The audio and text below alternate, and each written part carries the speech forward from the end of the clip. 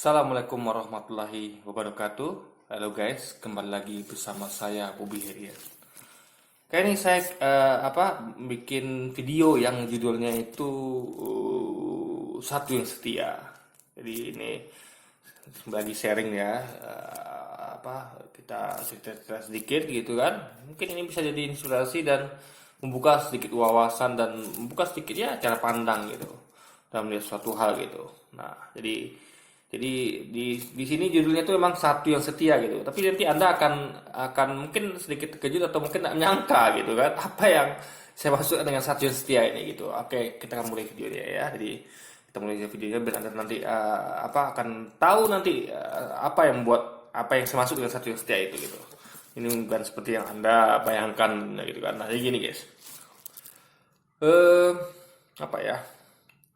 Saya kan hidup sendiri gitu. Dalam artian memang meskipun saya berkeluarga, tapi saya memang lebih sering hidup sendiri gitu. Dalam artian ya saya memang dan sepanjang hidup saya gitu, saya lebih memang sangat sering berada pada fase-fase sendirian gitu. Dan itu buat saya itu merupakan suatu ya takdir yang nggak bisa kita hindari gitu ya kan. Kita apa yang kita lakukan tuh tentu entah perkara orang suka apa tidak atau apapun itu ya, kita nggak bisa mengubah hati seseorang gitu. Jadi ya kalau saya nikmati aja dalam waktu kesendirian itu ya, itulah nama takdir Allah gitu ya kan. Seperti juga misalnya para ulama kita atau para pejuang kita, mereka di penjara misalnya, dan mereka mengalami masa-masa sepi dalam tahanan gitu. Jadi apapun itu ya, tapi sini saya tidak ngomong dalam masalah penjara gitu, tapi kesendirian yang disebabkan oleh takdir, karena mungkin orang meninggalkan kita, atau memang kita itu memang menempatkan diri kita pada posisi sendiri gitu. Karena mungkin kita pengen fokus pada sesuatu gitu guys. Intinya adalah momen, saya sering mengalami momen ketika saya sendiri gitu. Termasuk misalnya ketika saya sedang keluarga guys. Ketika saya sudah berkeluarga gitu. Nah, jadi saya kan di masa sendiri itu saya banyak merenung gitu guys. Banyak merenung dan banyak sekali saya mendapatkan semacam introspeksi dalam artian saya mau apa ke depannya gitu. Saya mau seperti apa tujuan hidup dan segala macamnya gitu. Saya ini harus bagaimana sih gitu segala macam gitu kan. Nah, jadi si biasa saya kadang-kadang istilah kehidupan saya ya, aliran sehari saya melakukan aktivitas gitu kan. Nah, kadang-kadang malam itu ketika saya sedang sendiri, saya sering memandang jendela guys. Itu kebiasaan yang sering dilakukan dari dulu gitu, ketika saya sendiri gitu kan. Saya sering memandang jendela luar gitu kan. Karena kalau Anda ngerti lah, kalau dulu ada sendiri gitu, Anda akan pasti merasakan momen di mana Anda itu merasa kayak dunia Anda tuh bukan hampa guys ya, kayak dunia Anda tuh seperti Anda tuh butuh memandang keluar gitu, memandang keluar dalam artian untuk mengusir sesepi ya. Jadi saya memandang ke jendela dan di situ saya melihat ya di balik jendela motor saya guys. Nah, motor saya ya, jadi saya punya motor itu yang saya beli dari tahun 2005 gitu ya, itu Yamaha Post1. Itu saya melihat motor saya ada di balik jendela gitu. Nah, memang saya kebiasaan parkir motor itu di luar rumah guys, karena memang saya kan sedang menumpang di rumah ibu tiri saya gitu kan. Nah, jadi ya menurut saya dan lingkungan sini pun aman gitu, dan memang ada pagarnya gitu guys, pagar besi gitu. Jadi meskipun lagi gembok tapi menurut saya cukup aman lah gitu. Jadi apalagi saya tidur itu ya, saya tidur di ruang tamu dan itu langsung dekat pintu guys. Jadi posisi saya itu dekat jendela, dekat pintu keluar gitu, pintu depan itu. Jadi dan pintu depannya itu pun ada pintu besi gitu, ada pintu besi, ada pintu kayu gitu. Nah, saya sengaja selalu posisinya tuh pintu kayu selalu terbuka dan pintu besi yang tertutup. Dan itu pintu besinya transparan, dalam artian memang pintunya itu berwarna hitam, tapi di luar tuh agak susah kayak kaca film guys. Jadi di luar tuh agak susah lihat ke dalam, tapi di dalam yang gampang sih lihat keluar gitu. Plus saya itu adalah motor saya itu di sebelah saya gitu, cuman dipisahkan dengan jendela gitu guys. Nah, jadi saya bisa pantau motor saya gitu kan. Dan kalau dengar suara apa-apa kedengaran lah gitu, karena punya cukup dekat gitu. Dan pintu pun bukan saya tutup dengan pintu kayu, tapi pintu double itu yang saya tutup hanya pintu besinya gitu, yang saya kunci gitu kan di dalam kan. Jadi ya angin di luar masih masuk gitu kan, apalagi kalau hujan lebat kencang itu angin kencang itu terasa gitu dinginnya gitu, dan itu sebagai pengganti kipas gitu. Nah, ini saya memandang motor saya gitu, dan saya jadi jadi merasa eh, sepanjang hidup saya gitu ya, dari tahun 2005 itu ya. Saya kan dulu itu tahun 2005 itu termasuk masa-masa ketika saya masih di zaman jahiliyah. Saya waktu itu masih pacaran gitu kan, yang mana saya berapa belas tahun belakang ini baru saya sadar kalau itu haram gitu. Dulu saya belum belum terlalu belajar tentang agama yang saya anut gitu. Meskipun saya lahir sebagai muslim dari kecil, tapi untuk mendalami Islam itu saya memang pas waktu itu belum terlalu mendalami itu. Saya kira saya masih pada zaman jahiliyah itu saya masih pacaran gitu. Nah, waktu itu ya berapa kali pacaran, lalu setelah nikah juga gitu. Dan juga ya berteman segala macamnya. Nah, dan ketika saya memandang motor saya sadar satu hal gitu, bahwa satu yang setia itu adalah, Anda tahu ya, motor saya gitu.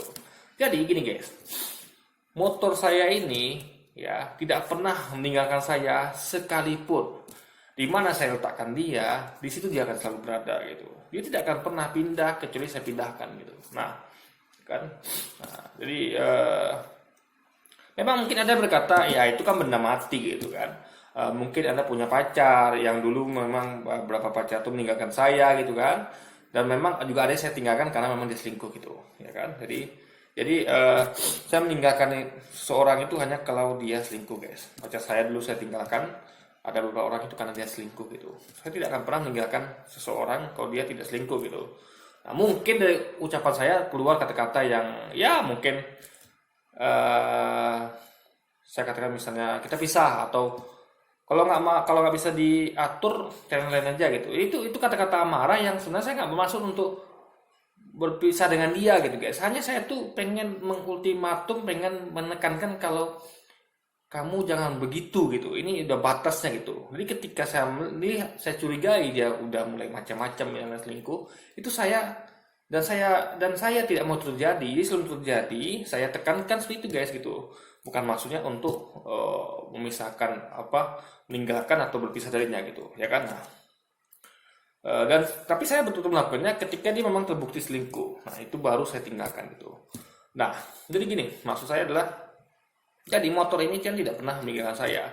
Sementara dalam fase pacaran itu saya sering beberapa kali itu ditinggalkan oleh wanita. Ya itu tadi dia selingkuh itu gitu kan. Berarti dalam arti ketika dia selingkuh dia berarti meninggalkan kita gitu. Oke lah, mungkin dia masih sama kita, tapi kalau dia selingkuh itu berarti dia sudah bermain hati gitu, dan dan bagi saya itu sudah meninggalkan gitu. Karena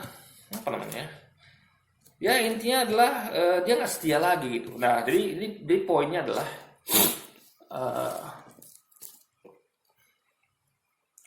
lebih baik sama motor gitu guys, benda yang benda mati yang tidak pernah menyakiti kita gitu. Jadi motor saya ini tidak pernah menyakiti saya sekalipun guys, ya kan.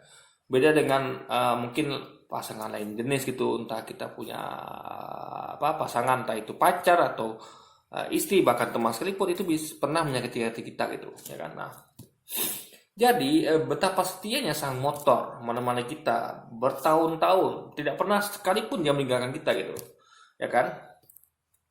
Nah, paling membuat kesal paling motornya ketika dia mogok gitu. Nah, misalnya kita lagi mau kerja, nggak tahu terlambat dia mogok gitu, atau ya momen-momen seperti itulah gitu. Nah, tapi jangan lupa itu karena kesalahan kita juga, karena kita mungkin telat servisnya, tidak merawatnya dengan baik gitu. Jadi sekali lagi itu berpulang pada kita. Jadi kesal-kesalnya kita pada motor kita gitu kan, yang menemani kita selama ini. Itu kalau dia mogok itu karena kesalahan kita guys.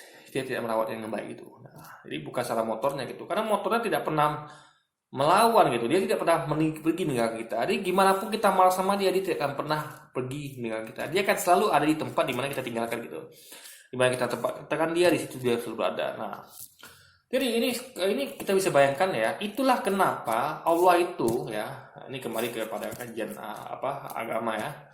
Itulah kenapa Allah tuh mengganjar wanita yang taat pada suaminya, yang setia itu dengan surga gitu guys. Surga yang dapat dimasuki dari pintu mana saja yang dia suka gitu. Jadi motor ini ya saya pandangi malam tadi itu ya. Itu saya terbesit rasa kagum gitu. Ini motor saya merasakan di tengah kesendirian saya gitu.